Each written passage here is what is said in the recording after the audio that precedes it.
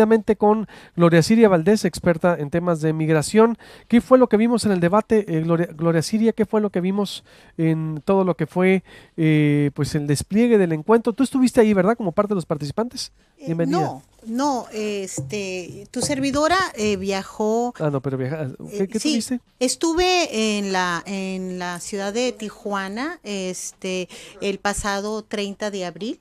El pasado 30 de abril, porque la UABC organizó Sí. un ejercicio previo a los debates con expertos relacionados con el tema de inmigración y otros temas para proveer insumos el día del debate ayer a los presidenciables. Se elaboró una minuta sobre Bien. las cuestiones que nosotros estuvimos hablando en esa jornada previa al debate, ¿no? Que nos sentimos muy honrados que el Colegio de Sonora haya sido invitado para Perfecto. esta. ¿Qué viste ayer tú como sonorense, como especialista en la materia? ¿Qué faltó? Se dice que faltó mucho abordar propuestas por ahí. Sí, fíjate, Luis Alberto, que vi algunas cosas interesantes, sin embargo, comparto la opinión de varios colegas dedicados al tema de la migración que es necesario que los presidenciales aborden. Y te voy a mencionar tres solamente, ¿verdad? La Secretaría de Gobernación, por medio del Instituto Nacional de Migración, tiene a cargo la práctica primordial de la deportación a los migrantes que transitan por nuestro país, especialmente de Centroamérica, aunque no son los únicos, ¿verdad? Se basa la política en la deportación sin pensar aquellos migrantes que vienen huyendo precisamente de la extorsión, del crimen, de la persecución, etcétera, pero tampoco sin pensar en el grupo más vulnerable que sufre los riesgos desde su trayecto de Centroamérica acá a México, que son los niños, niñas y adolescentes. Es decir, basar la política de la Secretaría de Gobernación por medio del Instituto Nacional de Migración en la deportación, eh, incluyendo la deportación de estos niños y adolescentes centroamericanos, es un tema muy limitado.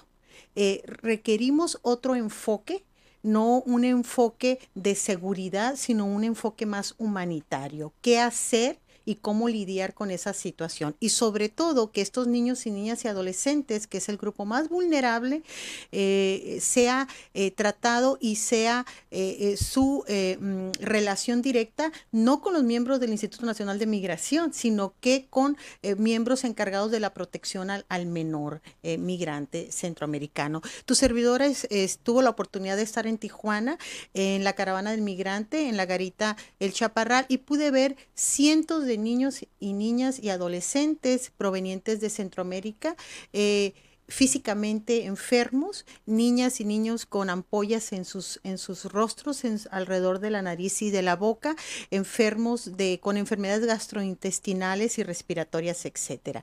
Creo yo que el enfoque debería ser más humanitario y el enfoque debería también salvaguardar la integridad de estos menores, ¿verdad? Que Faltó vienen, esa, pero faltó. faltó toda esa claridad, ¿no? Faltó toda esa claridad. Por otra parte, también faltó la claridad en relación a los recursos para invertir hacia los migrantes en el extranjero. Déjame decirte, Luis Que se Alberto, le el nombre Josefina Vázquez Mota ahí exactamente, del desvío. exactamente. La Secretaría de Relaciones Exteriores tiene a cargo los 50 consulados, pero déjame decirte que desde hace años se ha dejado de invertir en ello. En la actualidad está a cargo de estos 50 consulados en todo pues, Estados Unidos, 1,300 personas, las mismas personas que había en 1975. Es decir, necesitamos invertir en presupuesto para profesionalizar y tener partidas reales en todos los 50 consulados en Estados Unidos para atender efectivamente a los connacionales que están pasando por situaciones reales. Desde 1975 no se invierte en los consulados en Estados Unidos y solamente 1,300 personas hay distribuidas en todo Estados Unidos. Imagínate qué retraso estamos, en qué retraso estamos, ¿verdad?, de política exterior. Y eso es muy importante. También otro punto que no se vio claro es la reinserción de los migrantes de retorno.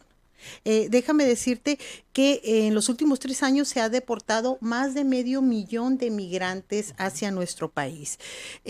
Las cifras no son concretas porque estas cifras están basadas en lo que el Instituto Nacional de Migración y la Secretaría de Relaciones documenta, pero ¿qué acerca de aquellos cientos y cientos de migrantes que retornan por la libre? Es decir, que no pasan por ningún trámite administrativo. A mí me gustaría decir que una de los puntos que vimos en esta jornada previa al debate y de los insumos que dimos para que el rector de la UABC, el doctor Osegueda, entregara a los presidenciables por escrito, es la importancia de tener un programa transversal, horizontal, desde una perspectiva regional fronteriza, para insertar a los migrantes de retorno con toda su heterogeneidad a la sociedad.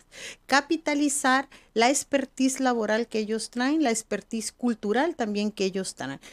Creo yo que no les queda claro a los candidatos presidenciales la heterogeneidad que tenemos en el migrante de retorno. Me pareció muy curioso que uno de los candidatos habló que la frontera norte no es expulsora de migrantes. Pues déjenme decirles que en el caso de Sonora, el 85% de los migrantes de retorno que están llegando son originarios de Sonora, tienen sus redes sociales en Sonora.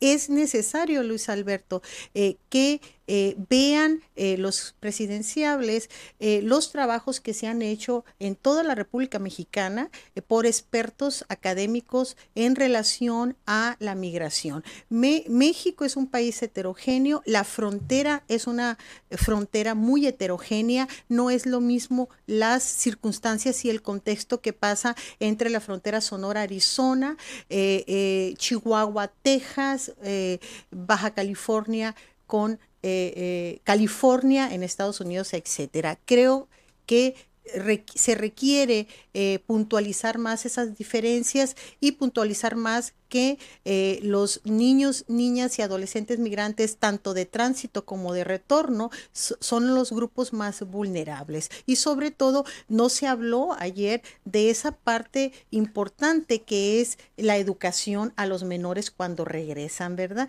Que es la primera fuente de socialización, la escuela. ¿Qué hacer? Necesitamos una política pública regional y federal que, por supuesto, promueva el bilingüismo al 100%. Es decir, Luis Alberto, que no nos pase como pasa cuando los migrantes van hacia Estados Unidos, que pierden el español. Claro. Es decir, cuando estos migrantes están retornando, los menores, que sigan el inglés al 100%, ¿verdad? Pues para que no lo pierdan, ¿no? Todo lo que me estás enumerando faltó muchísimo. Se quedaron muy cortos. Se quedaron muy cortos, pero yo considero que el formato del debate... ¿Alguien que haya ganado en el tema? Bueno, yo creo que no hay ganadores.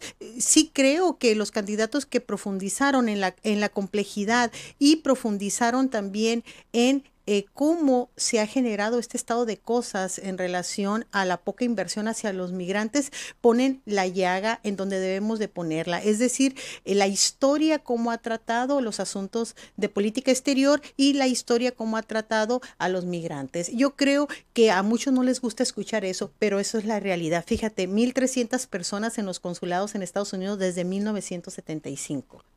Estamos hablando de una política exterior retrógrada, donde pues hay responsables. Entonces creo que falta mucho por hacer, pero también creo que tenemos muchos insumos académicos y de la sociedad civil organizada para proveerlos a los presidenciables. Y ojalá que el que gane se acerque con él. Creo que se dijeron algunas cosas interesantes, solamente por encimita.